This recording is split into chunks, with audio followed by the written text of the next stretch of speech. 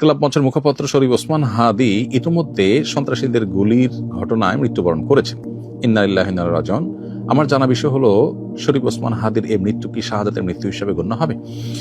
প্রিয় দর্শক, কোনো মানুষের মধ্যে যদি আল্লাহর সন্তুষ্টি লাভের আশায় মানুষের কল্যাণ সাধনা, ইনসাফ প্রতিষ্ঠা করা, মুসলিম মিল্লাতের চেতনা ধারণ করা এবং মানুষের অধিকার আদায় করার মানসিকতা থাকে এবং সেটার জন্য তিনি যদি লড়ে যান, সংগ্রাম করে যান, এমত অবস্থা যদি তার এই চেতনার কারণে তিনি আক্রমণের শিকার হন এবং মারা যান, সন্দেহাতীতভাবে তিনি শাহাদাতের মর্যাদা লাভ করবেন ইনশাআল্লাহ তাআলা।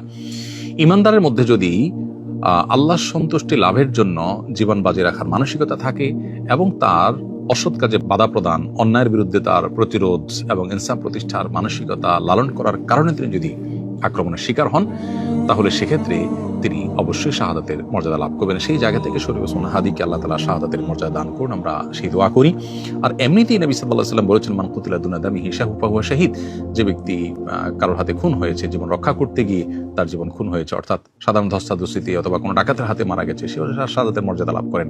তাহলে সেক্ষেত্রে দ্বীনের কথা বা মুসলিম মিল্লাতের কথা বা মুসলিম চেতনার কথা বা ইনসাফের কথা বা মানুষের অধিকারের কথা যদি কেউ বলতে যান মুসলিম হয়ে এবং আল্লাহর কাছ থেকে যদি বিনিময়ে আশা করেন, তাহলে তিনি অবশ্যই শাহাদাতের মর্যাদা লাভ করবেন।